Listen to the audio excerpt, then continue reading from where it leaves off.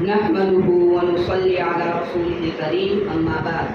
قال الله تعالى: أعوذ بالله من الشيطان الرجيم بسم الله الرحمن الرحيم إنما يخشى الله من عباده العلماء صدق الله العظيم.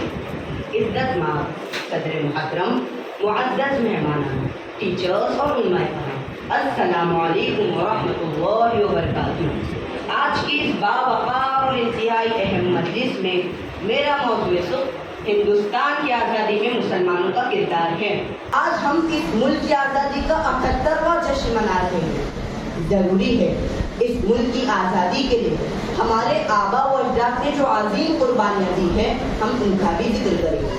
حاضرین، جب ظالم انگریزوں نے دھوکے سے ہمارے ملک پر قبضہ کرنا شروع کیا اور ہندوستانیوں پر ظلم کے پہاڑ توڑنے لگے تو اس ملک اور اہل وطن کی حفاظت کے لیے سب سے پہلے مسلمانوں نے ہی جدوجہد شروع کی.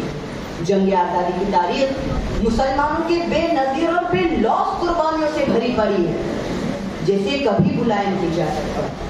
یہ مسلم قوم ہی ہے جس نے سب سے پہلے آزادی کا بغل بجایا، جس نے مسلم تحریکوں کو جنم دیا، جس کے مجاہدین نے ہند و بیرون میں آزادی کے لیے نعرے لگائے، جس نے ظالم انگریزوں کے خلاف آواز بلند کی.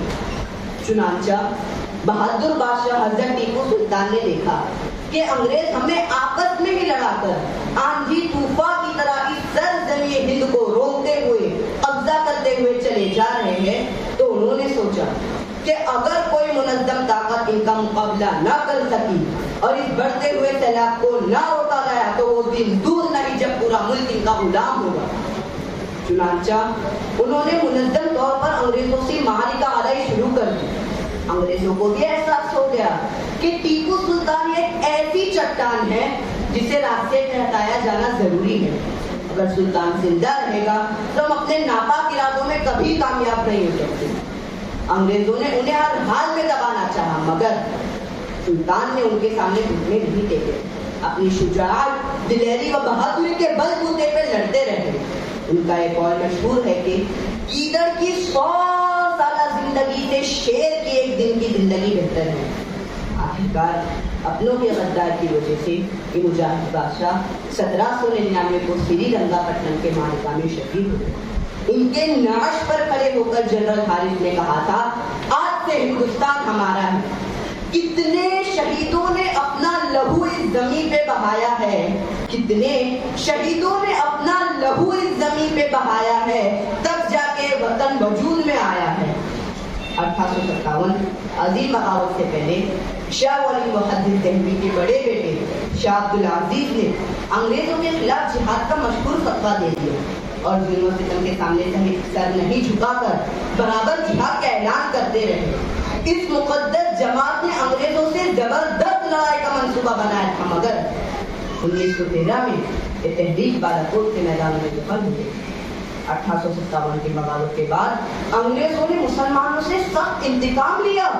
ان کے محلے اجاڑ دیے، مساجد ویران کر دی، ناحق گولیاں چلائی. دہلی اور دہلی کے بعد درختوں پر پھانسی کے پھندے لٹکا دیے گئے اور مسلمانوں کو گولیوں میں بھر کر توپ کے منہ میں باندھ دیا جاتا اور توپ داغ دی جاتی، پھر جسم کاغذ کی طرح اڑ جاتا. بہادر شاہ ظفر پر بغاوت کے جرم میں مقدمہ چلایا گیا اور آخرکار انہیں مجرم قرار دے کر ضلع وطن کر دیا. کتنا بد نصیب ہے ظفر کے 2 گز زمین نہ ملی کوہ ہار میں. مولانا آزاد نے انگریزوں کے خلاف ہمیشہ آواز بلند کی اور یہ کہا تھا، ہماری ترقی کے سامنے 2 ہی راہیں ہیں، برطانوی حکومت ناانصافی اور حق تلفی سے باز آ جائے اور اگر باز نہ آ سکے تو مٹا دی جائے. اشرف اللہ خان نے انگریزوں سے للکارتے ہوئے کہا، سرفروشی کی تمنا ہمارے دل میں ہے، دیکھنا ہے زور کتنا بازوئے قاتل میں ہے. وقت آنے دے بتا دیں گے تجھے آسماں، ہم ابھی سے کیا بتائے کیا ہمارے دل میں ہے. وہ ہستیاں جنہوں نے جنگ آزادی میں اہم کردار نبھایا، جنہوں نے انگریزوں کے چھکے چھڑا دیے، جن میں شاہ ولی محدث دہلوی، شاہ عبدالعزیز، بہادر شاہ ظفر، حضرت ٹیپو سلطان، اشرف اللہ خان، مولانا آزاد اور بہت ساری بھائیوں کے علاوہ لاکھوں مسلمانوں نے اس جنگ آزادی میں اپنا خون بہایا ہے. اب اسی ہندوستان میں مسلمان پریشان ہیں. بے پناہ قربانیوں کے ذریعے جسے پروان چڑھایا تھا، اب اسی ہندوستان میں کہا جا رہا ہے کہ مسلمانوں نے آزادی کے لیے کچھ نہیں کیا. ہم کہتے ہیں جب گلستہ کو خون کی ضرورت پڑی سب سے پہلی ہی گردن ہماری کٹی. اب یہ کہتے ہیں ہم سے اہل چمن، یہ چمن ہمارا ہے تمہارا نہیں. تاہم ہمیں مایوس ہونے کی ضرورت نہیں. ملے گی منزل مقصود ہم یہ ایمان رکھتے ہیں، ملے گی منزل مقصود ہم یہ ایمان رکھتے ہیں. ہم اپنی رہنمائی کے لیے قرآن رکھتے ہیں. وفاداری وطن سے ہو یہی قرآن کہتا ہے، وفاداری وطن سے ہو یہی قرآن کہتا ہے. ہم اپنے دل کے ہر گوشے میں ہندوستان رکھتے ہیں، ہندوستان رکھتے ہیں، ہندوستان رکھتے ہیں. السلام علیکم ورحمۃ اللہ.